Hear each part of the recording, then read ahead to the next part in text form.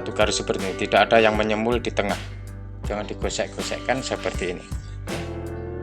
Ini juga untuk bisa cukur rambut juga bisa ya gunting ini ya teman. Halo teman-teman, jumpa lagi dengan Danutan Channel. Bagi teman-teman yang masih bingung cara mengasah gunting, pada video kali ini saya akan berbagi tips bagaimana cara mudah mengasah gunting ya, hanya dengan menggunakan alat sederhana dan mudah sekali untuk ditiru ya. Oke teman-teman, terus ikuti videonya. Oke teman-teman, sebelum lanjut ke videonya, alangkah baiknya untuk teman-temanku semuanya yang belum menekan tombol subscribe, saya persilakan untuk menekan tombol subscribe terlebih dahulu untuk perkembangan channel saya ya. Terima kasih untuk teman-temanku yang sudah subscribe, saya doakan semoga rezekinya lancar.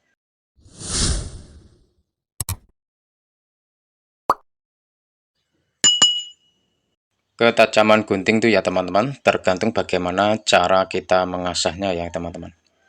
Dan yang kedua, bagaimana posisi ataupun keadaan gunting kita ya. Tentunya keadaannya tidak oblak di bagian as ini ya. Seperti gunting saya ini sangat rapat sekali ya teman-teman.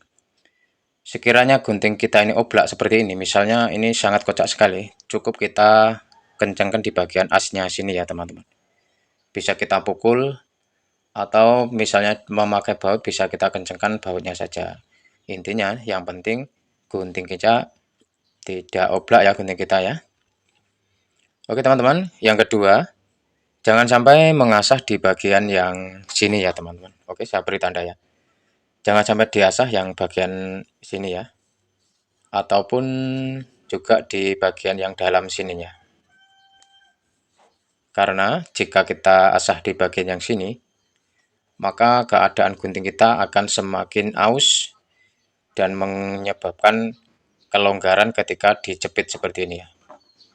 Nah, gunting yang tajam itu ketika menjepit seperti ini dalam keadaan rapat ya teman-teman.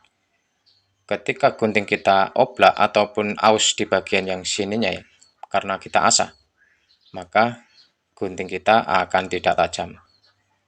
Oke teman-teman, caranya ketika saya mengasah, saya hanya menggunakan ini ya teman-teman. Asahan biasa ini asahan dari ungkal bekas ya. Ini kalau saya menyebutkan ungkal. Nah, kalau saya pakai yang seperti ini teman, yang bagian ininya ya. Ini ada yang bagian kasar dan ini ada yang bagian halus. Jadi seperti ini teman-teman. Kenapa seperti ini? Karena di bagian posisi ini, biasanya posisi sini ini masih rata ya teman-teman. Seperti ini. Lain sekali dengan seperti ini, yang bagian sini ya. Sini biasanya agak ke dalam gitu ya, agak legok geneng istilahnya ya. Kalau seperti di bagian sininya, itu kan rata ya teman-teman. Jadi seperti ini teman-teman.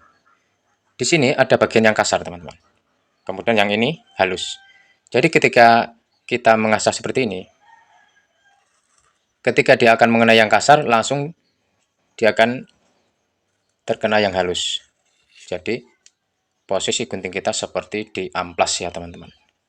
Oke teman-teman, langsung saja kita mengasahnya. Mengasahnya seperti ini saja teman-teman. Posisi gunting seperti ini, oke. Ini yang luar, jadi yang cukup yang bagian sininya ya, atau yang bagian sininya ya. Seperti ini teman.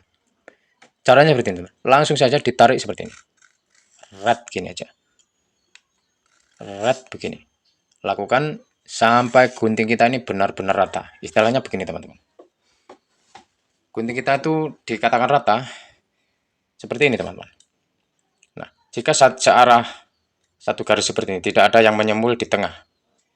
Jika posisi gunting kita ini tidak rata, maka kita harus mengamplas di bagian yang rata ya. Kita harus ratakan di bagian, misalnya di sini ada yang menyembul, disinilah terjadi gunting itu tidak tajam ataupun tidak rata mengguntingnya ya, sehingga dipakai sangat sulit menjepit-jepit gitu ya.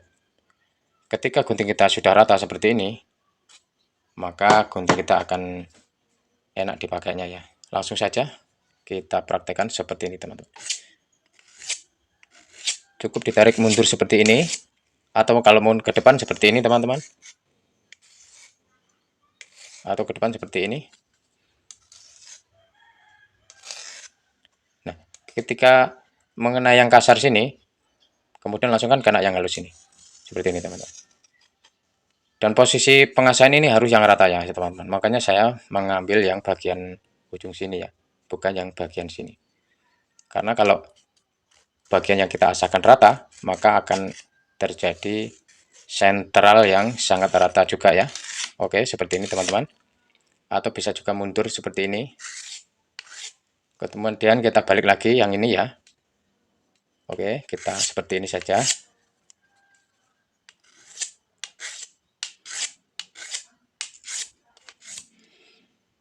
Kemudian atau juga bisa seperti ini. Sama saja ya teman-teman. Nah, dengan cara ini saja sudah tajam sekali teman-teman gunting kita ya. Jangan sekali-sekali mengasah seperti ini ya teman-teman. Jangan digosek-gosekkan seperti ini. Atau yang sini seperti ini. Nah, cara yang seperti ini malah tidak bisa membuat gunting kita tajam ya teman-teman. Cukup seperti ini saja atau mundur seperti ini. Oke teman-teman, lakukan sampai benar-benar gunting kita keadaan tajam dan posisi gunting kita ini lurus satu garis ya. Kemudian masalah penekuan gunting menurut saya tidak perlu, karena di pabrikan gunting itu sudah ada yang bagian ditekuk dan ada yang bagian yang lurus. Seperti ini lurus ini teman-teman. Posisi di sini lurus, tapi yang ini jelas bengkok ini teman-teman. Yang sini bengkok. Bisa kita center saja. Oke, kita lihat di situ sudah membengkok ya teman-teman. Jadi kita tidak perlu membengkokkan gunting lagi. Sekarang kita cobakan dengan kain ya teman-teman. Kain ini adalah kain yang sangat luas sekali, tipis. Jika memang gunting kita tidak tajam, maka tidak akan bisa menggunting setipis ini ya teman-teman. Oke, kita mulai saja.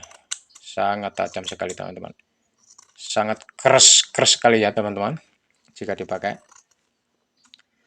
Oke.